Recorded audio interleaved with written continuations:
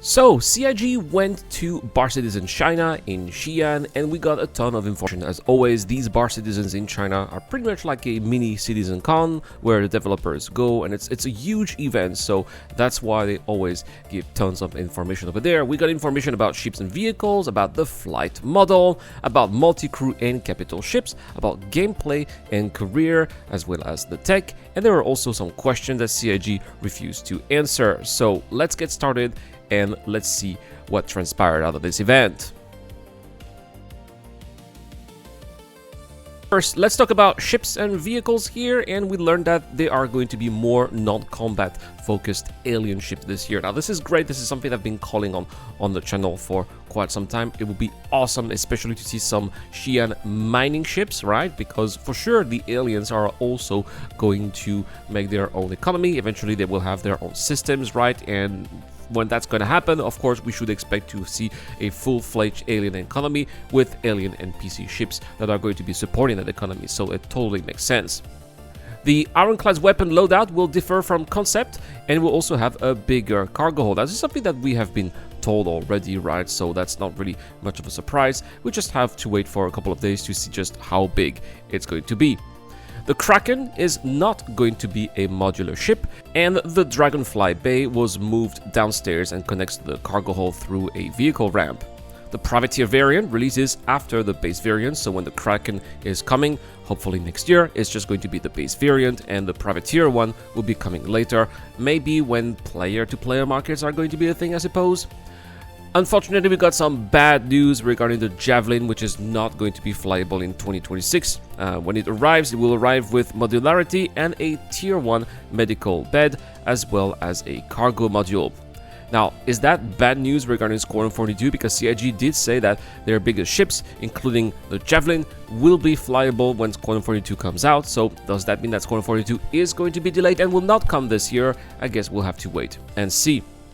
There are no plans to allow sweatable main weapons on the Polaris or the Javelin, as the Idris has, but it has not been ruled out in the long term, so don't expect to have this big, massive laser beam at the top of your Polaris. They are going to tease also a new medium fighter, but the manufacturer is unknown. I would imagine that it's probably a Kruger ship, but I guess we'll see, right? The new Origin ship that we have seen in a recent teaser is called the M80. It's hard to say M80, Mighty, right? But we're going to learn about it in a very short time, I suppose. Now, I have a couple of things to say about that.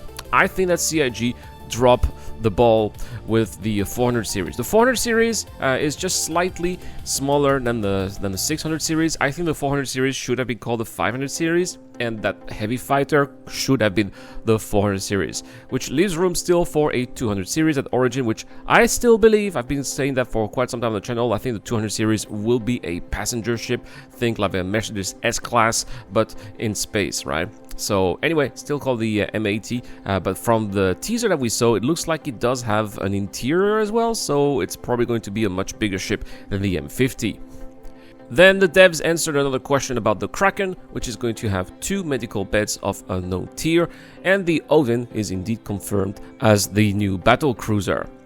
There will be no new playable Vandal ships that are planned here, but more AI Banu ships are to be expected nevertheless.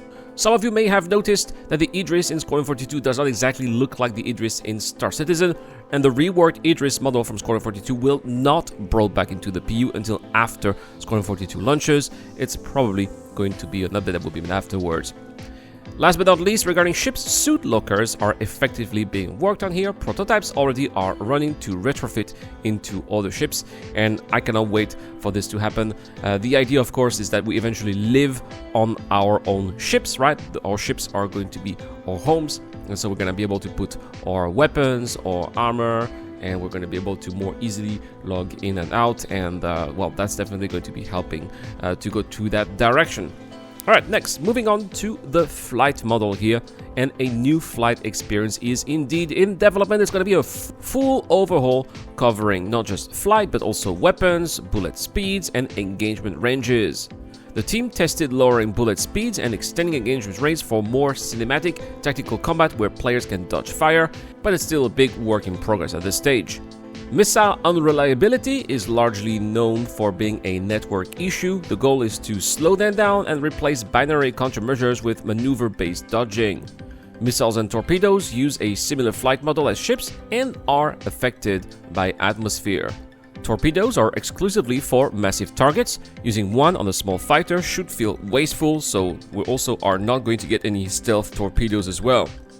The current armor system is a placeholder for Maelstrom, which will replace health pools with physical material simulation. The current armor tuning is groundwork for that. Ammo resupply and missile resupply is wanted to be separate, but at the time of making this video, there is no timeline for that. Last but not least, the Apollo drones are not being worked on right now. It's just not a priority. I guess that's some people ask, right? Okay, next, Multicrew and capital ships. Capital ships will have map tables and holographic radars. It's something that we have already seen a lot in other ships like the Karak or the Polaris, right? A commander role will let players survey the battlefield and push designated targets to all gunners on the ship. Ship cross-sections are now detectable via active pings, and advanced radar ships will be able to pull more detailed info on nearby ships. Installing matching radars on the same ship will also provide a radar buff. Fleet Command UI is indeed something the team wants to, but it's not something that we're going to have just yet, and they have brought no details to the audience, unfortunately. Next, there was a big segment about gameplay and careers, starting with base building, which will not require a specialized ship for Tier 1.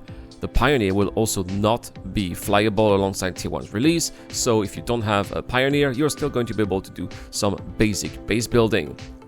Man turrets will not support AI blades, so if you have a hammerhead, you're not going to be able to fly this ship solo. Unfortunately, I have no idea what AI blades are going to be if they are not going to be supported man turrets.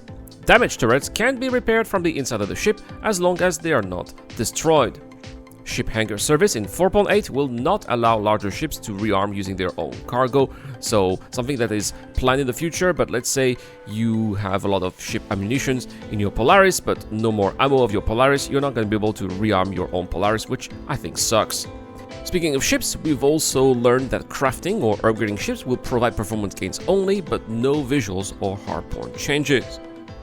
Drones are a major component of the base building loop. Once the underlying tech is complete, drone rooms on existing ships will become functional, like the ones, for example, on the Apollo. It might make also the Nautilus finally be a viable ship. The devs then said that drones will be autonomous, but will still follow player instructions. Ground physics currently react too harshly to terrain.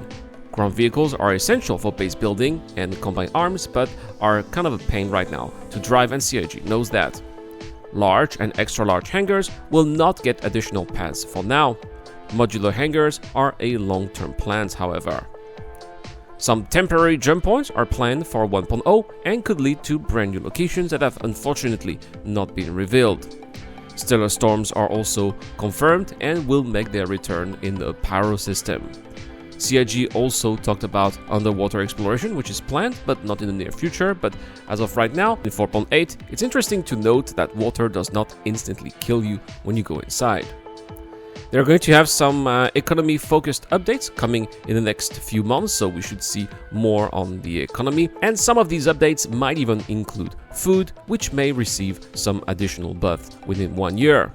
Speaking of which, food and medical fabricators are also planned, so we should be able to fabricate our own food in the future without having to go into a location to buy them.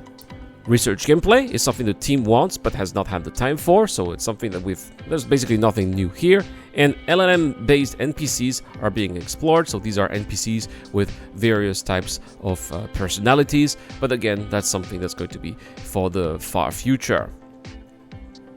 CIG talked a little bit about the tech as well, starting with dynamic server meshing, which is expected to resolve a portion of the current instability. That's very interesting. They said just a portion, so what are the other causes of instability? I would love to know that. CIG, however, does have an answer, and they say that it is largely attributed to frequent small patches, which is their policy for this year. So are they going to change that, or are they going to wait until the end of this year to have a new one? I guess we'll see. Features are now being rolled out in small increments. Too many changes with engineering made feedback impossible to process properly. Many combat and vehicle features were built for Squadron 42 first, but unfortunately porting them to the PU is very difficult because of the open MMO nature versus Squadron 42 being just a single-player game.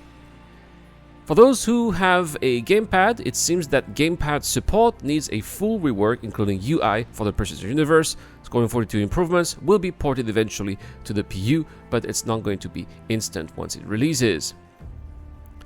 There were a couple of questions that CIG refused to answer, including more ships coming off limited sale.